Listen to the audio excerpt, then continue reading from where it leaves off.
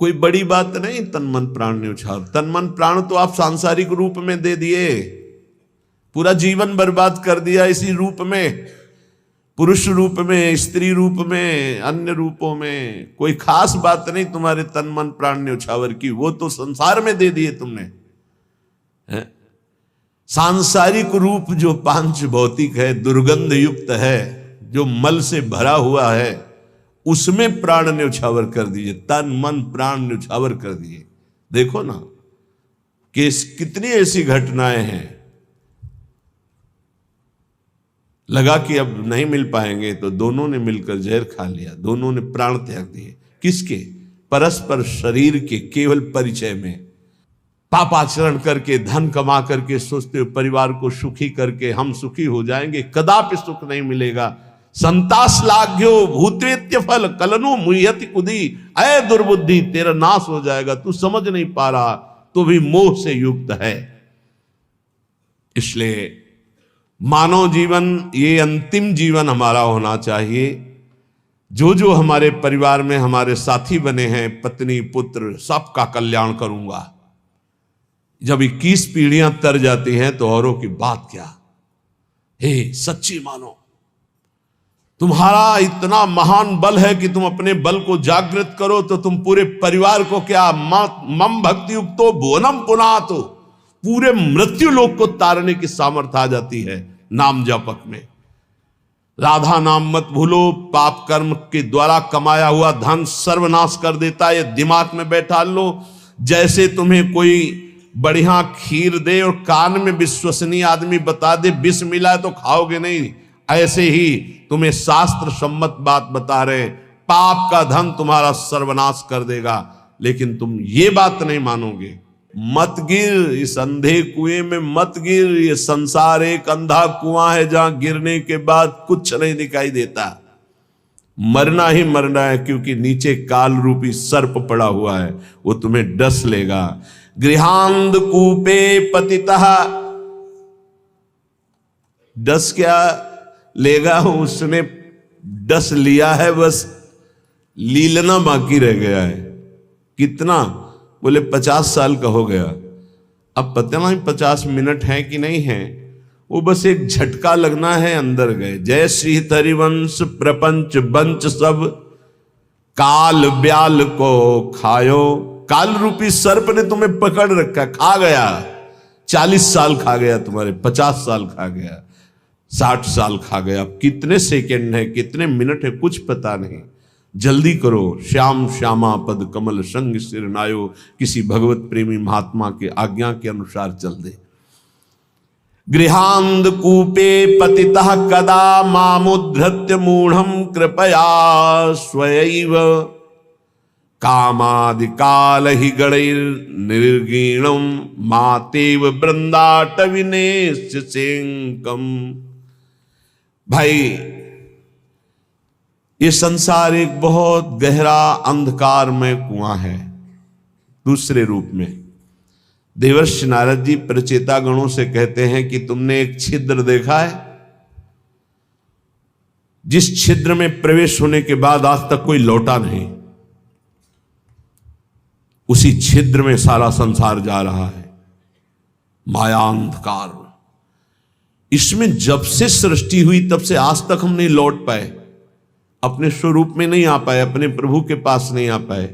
ये तो असीम कृपा प्रभु की कि हमें सत्संग मिल रहा है, नहीं हमें होश ही नहीं रहे कि मुझे करना क्या है, क्या कर रहा हूं, क्या नहीं करना चाहिए, क्या करके मुझे अपने स्वरूप की प्राप्ति होगी, कहां जाना है, मैं कौन हूं, कौन मेरा है, कोई मतलब नहीं, बस बढ़ा चला जा रहा है इस अंधकार में, छिद्र में। प्रचेता गणों को वैराग्य होता है देवर्षि नारद जी के उपदेश से।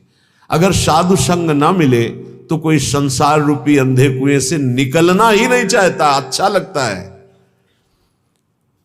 गृहांध कूपे, ये गृहस्थी बहुत सुंदर साधन है भगवत प्राप्ति का, बहुत सुंदर साधन है। यदि सुलझ करके संत संग करते हुए संतों के द्वारा बताई रहनी से रहा जाए तो घर में ही भगवत प्राप्ति हो जाए, गृहस्थ धर्म में। पर बहुत कठिन है। गृह कारज नाना जंजाला, तेति दुर्गम शैल विशाला। कलह, अशांति, तृष्णा, वासना, कामना, नाना प्रकार की समस्याएं, नाना प्रकार की चिंताएं, नाना प्रकार की आवश्यकताएं इतनी माया फेंक देती है कि घर गृहस्थी में उलझा हुआ व्यक्ति ये सोच ही नहीं पाता कि मेरा जन्म किस लिए हुआ है। सच्ची कहते हैं आपसे, कभी हमने सुना ही नहीं कि भगवत प्राप्ति करनी है या भगवत प्राप्ति क्या है, कोई चर्चा नहीं सुनी हमने। बस वही जहां चार लोग बैठेंगे, यार तुम तो बड़े भाग्यशाली भय, अपने लड़का का ब्याह कर लिया, अब कोई मिले तो यार हमारे भी लड़का करवा दे। यही प्रपंच की बात है, यही प्रपंच। हमने तो गाड़ी खरीद ली, हमने मकान बना लिया, हमने बस यही उपलब्धियां, यही जीवन का लाभ। कोई भजन, कोई भगवत प्राप्ति या कोई आवागमन से मुक्ति की बात कहीं आपको नहीं मिलेगी। अगर मिलेगी तो भगवत प्रेमी महात्माओं के संग से मिलेगी। ये हमने देखा है, खूब अच्छे से देखा है। सर्दी का समय है, आग जला ली, 10 लोग बैठ गए, 4 घंटे वही प्रपंच, एक बार राम कृष्ण हरि, एक बार भी नहीं। किसी के हृदय में भजन की कोई वृत्ति ही नहीं। गृहस्थी में हमने देखा। ये तो बड़े अहोभाग्य हैं जो अपने घर परिवार के सब कार्यों को सुव्यवस्थित करते हुए भगवत आराधना, भगवत प्रार्थना, भगवत सेवा, भगवान नाम जप, अरे हम इनको बहुत धन्यवाद देते हैं। दिन भर रिक्शा चलाते हैं, वृंदावन वास करते हैं, श्री जी की सेवा पधराए हुए हैं। कैसे बताएं कितने सौभाग्य इनके हैं। मरा जा रहा है प्राणी, केवल रुपया पैसा भोग सामग्री, मर गया, फिर न जाने कितनी नीच योनियों में जन्म होता है। ये गृह कारज नाना जंजाला, तेति दुर्गम शैल विशाला। बहुत बड़ा पहाड़ है गृहस्थी का, जिसको पार करके भजन करना। गृहस्थी अगर थोड़ा भजन करके धर्म से चले तो उतने से ही भगवान प्रसन्न हो जाएंगे, क्योंकि बहुत कार्य उसके पास है। आप उन समस्याओं को नहीं समझ सकते हैं जो विरक्त भाव में है, क्योंकि अपने लोगों ने देखा ही नहीं उस विषय को, बचपन से निकल पड़े। लेकिन थोड़ा अनुमान लगा सकते हैं।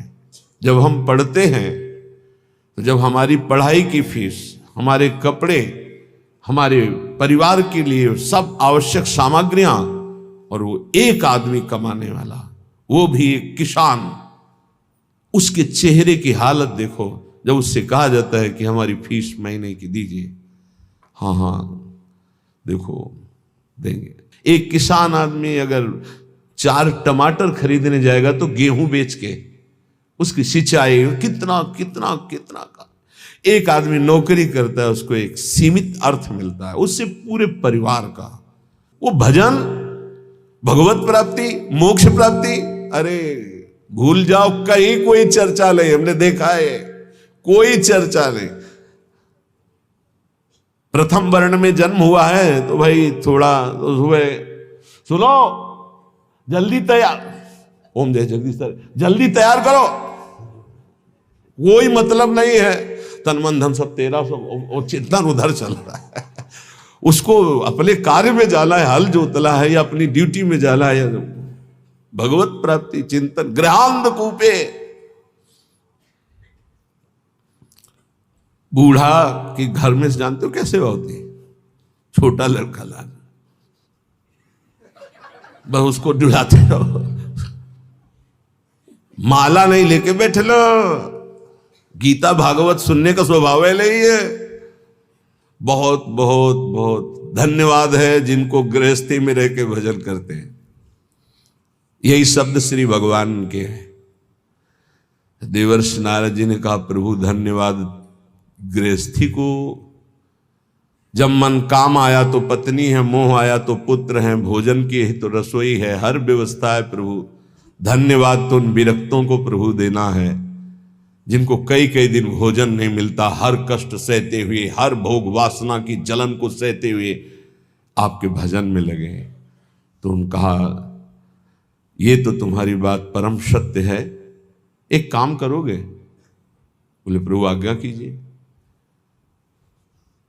एक स्वर्ण के कटोरे में पूरा घी एकदम लेवल से, और कहा एक परिक्रमा लगाओ वैकुंठ की, एक भी बूंद घी नहीं गिरेगा, अगर गिरा तो सुदर्शन चक्र है पीछे। तो प्रभु ये कोई समस्या में फंसा दिया। बोले नहीं, करके आओ बड़ी सावधानी से, एक भी बूंद नहीं गिरना चाहिए। पूरा का पूरा चिंतन, एक बूंद गिरा तो पीछे साए मचे हुए सुदर्शन चक्र जी की। परिक्रमा पूरी करके आए, बोले प्रभु एक भी बूंद नहीं गिरा। बोले वो तो गिरा होता तो सुदर्शन चक्र जी आपको दंड दे देते, तो गिरा ही नहीं है। बोले प्रभु ये लीला क्यों कराए? बोले कितनी बार नारायण बोले? बोले नारायण बोले लेकिन सुदर्शन चक्र पीछे, एक बूंद घी न गिरे, आप नारायण की बात कह रहे हो? बोले हाँ, गृहस्थी में ऐसे लाखों कार्य हैं, तुम्हें एक कार्य दिया सावधानी से करने का तो तुम भूल गए। गृहस्थी में लाखों कार्य हैं, अगर उन लाखों कार्यों को करते हुए वो मेरा स्मरण करता है तो धन्य है उसका जीवन। सच्ची मानना, बड़े बड़े परमहंसों के माता पिता गृहस्थ ही हुए हैं। बड़े बड़े परमहंसों का उदर पोषण गृहस्थों से ही होता है। बड़े बड़े परमहंसों के शरीर का वस्त्र गृहस्थों से ही मिलता है। आप गृहस्थ धर्म में रह करके यदि नाम जप करते हैं, अतिथि सेवा, साधु सेवा करते हैं, तो सच्ची मानिए वो आपको निश्चित भगवत प्राप्ति कराएगा, निश्चित। एक तपस्वी आजीवन कठोर तपस्या जितेंद्रियता से जिस पद को प्राप्त करता है, गृहस्थी केवल पापाचरण न करे तो उसी से उसे भगवत प्राप्ति होती है। बड़े अकिंचन संत, खेत में सरसों की खेती पक गई थी, उसे अमनिया की जा रही थी। किसान आदमी के कुछ भोजन फिक्स होते हैं। जब चना और सरसों की खेती होती है तो सिर्फ उसी की सब्जी होती है और परेठा या रोटी। जब आलू की खेती होती है तो आलू की होती है। जब बाजरा ज्वार की खेती तो वही, उस बाजार से खरीद कर खाने वाली समस्या बहुत बड़ी होती है जो खेत में होती है। जो सदगृहस्थ होते हैं उनका कर्तव्य होता है एक बार वो खड़े होकर के पहले अतिथि का निरीक्षण करें, भोजन पाने के पहले।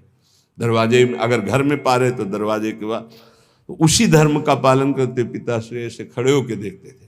खेत में जब काम, तो एक मार्ग था, उसमें एक संत जा रहे थे, बिरक बुलाया, कहा स्वामी दंडी सन्यासी तो कहीं विचरण कर। कुआं था नजदीक, बैठ कर पाए, वैसे हाथ में लेकर के बस वही, आहा बड़ा सात्विक, बड़ा पवित्र से, और कहा मुझे ऐसा लग रहा है कि आपके यहाँ भजन होता है। उनका क्या भजन होता है? किसान आदमी ऐसे, नहीं, तुम्हारे यहां भगवान की असीम कृपा है, इसका तुम्हें खुद परिचय प्राप्त होगा।